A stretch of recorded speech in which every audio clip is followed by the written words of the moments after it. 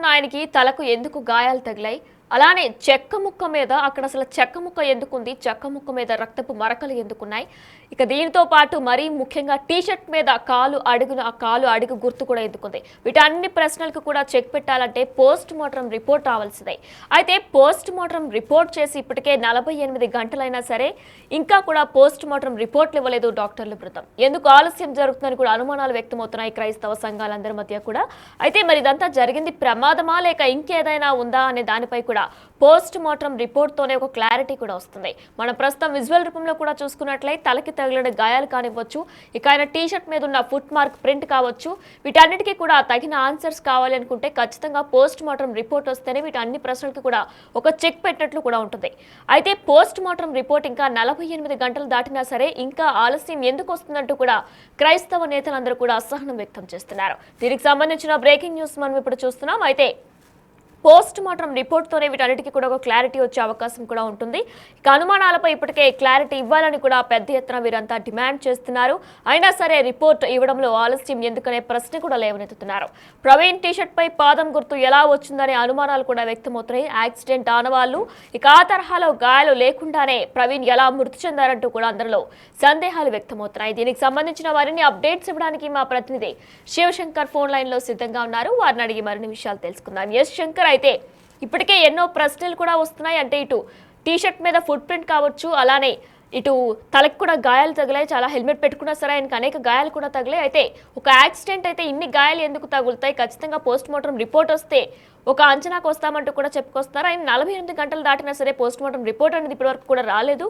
ఈ ఆలస్యానికి ఏమనుకోవచ్చు? చుట్టూ ఉన్న క్రైస్తవ సంఘాలు ఏమంటున్నాయి? డీటెయిల్స్ ఏంటి?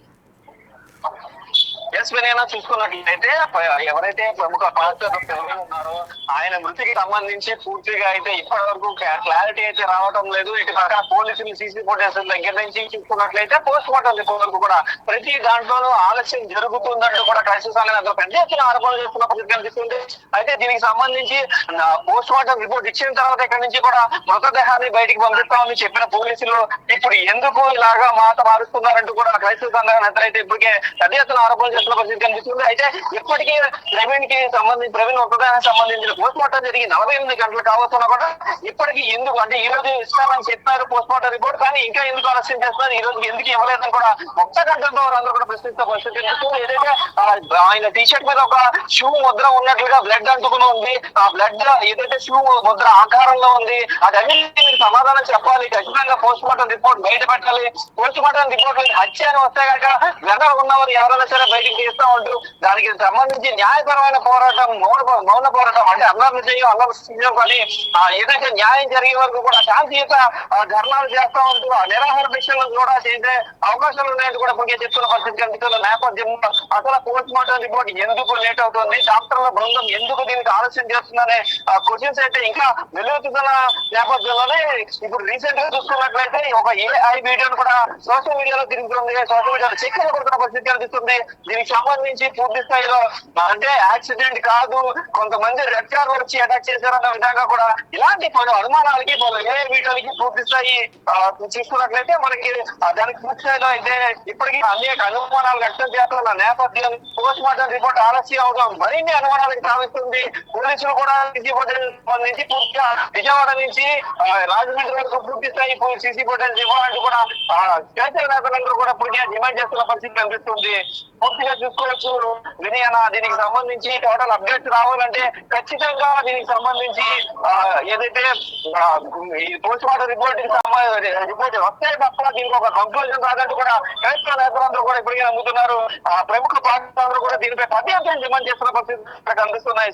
సో వినయన శంకర్, మరి మొన్న పోస్ట్ మార్టం చోటు చేసుకుంది, అప్పుడు డాక్టర్లు కానీ పోలీసులు కానీ ఏమైనా చెప్పారా? అంటే 24 గంటల్లో కానీ 48 గంటల్లో కానీ పోస్ట్ మార్టం రిపోర్ట్ ఇస్తామని. వినయన చూసుకున్నట్లయితే ఆ రోజు ఎవరైతే క్రైస్తవ సంఘ నాయకులు కానీ పాస్టర్స్ కానీ ప్రవీణ్ కి సంబంధించి అత్యంత సన్నిహితంగా ఉన్న పాస్టర్స్ ఎవరైతే ఉన్నారో, అంటే కుటుంబ సభ్యులతో పాటు ముగ్గురు పాస్టర్స్, అంటే ఈ క్రిస్టియానిటీకి సంబంధించిన ముగ్గురిని కూడా లోపలికి ఎలా చేస్తారో ఆ ముగ్గురికి కూడా పోలీసులు చెప్పింది ఏంటంటే పోస్ట్ మార్టం రిపోర్ట్ ఇచ్చిన తర్వాత బయటకు పంపిస్తామంటూ కూడా చెప్పారు.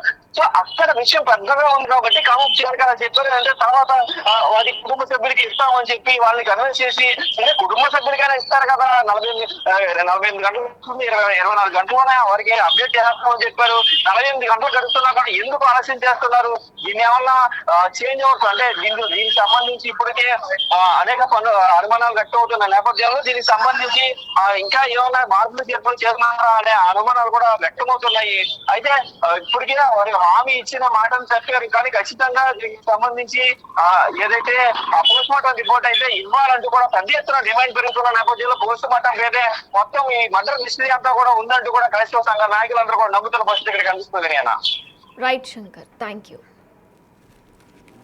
ఎస్, ప్రస్తుతం మనం విజువల్స్ రూపంలో కూడా చూస్తున్నాం. అయితే మొదటి ప్రశ్న కూడా అసలు స్పాట్ జరిగిన దగ్గర చెక్క ముక్క ఎందుకుంది, అలానే ఆయన టీషర్ట్ పైన షూ మార్క్ ఎందుకుంది, ఎవరో తొక్కినట్టుగా చెక్క ముక్క పైన రక్తపు మరకలు ఎందుకున్నాయి, ఇక దీంతో పాటుగా ఆ చుట్టూ ఉన్న మొత్తం ఆయన పడిపోయిన దానిపైన బండి ఎందుకుంది, ఒకవేళ నిజంగానే యాక్సిడెంట్లో పడిపోయి ఉండుంటే కరెక్ట్గా ఆయన పడిపోయిన బాడీ పైనే ఎందుకు బండి ఉందంటూ కూడా ఎన్నో ప్రశ్నలు లేవనెత్తుతున్నారు అందరూ కూడా. అయితే వీటన్నిటికీ కూడా చెక్ పెట్టాలంటే పోస్ట్ మార్టం రిపోర్ట్ వస్తే ప్రతిదానికి కూడా సమాధానం చెప్పినట్లే అవుతుంది. కానీ 48 గంటలు దాటొస్తున్నా సరే ఇప్పటి వరకు కూడా రిపోర్ట్ రాని పరిస్థితి నెలకొంది. దీనిపై ఇప్పటికే క్రైస్తవ సంఘాలు, క్రైస్తవ నేతలందరూ కూడా అసహనం వ్యక్తం చేస్తున్నారు. ఎందుకు ఆలస్యం జరుగుతుందనే అనుమానాలు కూడా రోజు రోజుకి కూడా తీవ్రతం దాల్చుతున్నాయి. ఇక జరిగింది ప్రమాదమా లేక ఇంకేదైనా ఉందా అనే దానిపై కూడా పోస్ట్ మార్టం రిపోర్ట్తోనే ఒక క్లారిటీ కూడా వస్తుంది. అనుమానాలపై ఇప్పటికే క్లారిటీ ఇవ్వాలని కూడా పెద్ద ఎత్తున అందరూ డిమాండ్ చేస్తున్నారు. అయినా సరే రిపోర్ట్ ఇవ్వడంలో ఆలస్యం ఎందుకనే ప్రశ్నలు కూడా లేవనెత్తుతున్నాయి. ప్రవీణ్ టీషర్ట్ పై పాదం గుర్తు ఎందుకు వచ్చిందనే అనుమానాలు కూడా వస్తున్నాయి. యాక్సిడెంట్ ఆనవాళ్లు, ఆ తరహాలో గాయాలు లేకుండానే హెల్మెట్ పెట్టుకున్న ఆయనకి తలకి ఎందుకు అంత పెద్ద పెద్ద గాయాలు అవుతాయి, పెదాలు ఎందుకు కట్ అవుతాయి, ఇక ఆయన పడుకున్న పొజిషన్ పైన బండి ఎందుకు పడి ఉంటుందంటూ కూడా ఎన్నో ప్రశ్నలు లేవనెత్తుతున్నారు. వీటన్నిటికీ కూడా పోస్ట్ మార్టం రిపోర్ట్ రావాలంటూ కూడా వారంతా కోరుతున్నారు. అయితే 48 గంటలు దాటొస్తున్నా సరే ఎందుకు పోస్ట్ మార్టం రిపోర్ట్ లేట్ అవుతుందంటూ కూడా వారంతా ప్రశ్నిస్తున్నారు.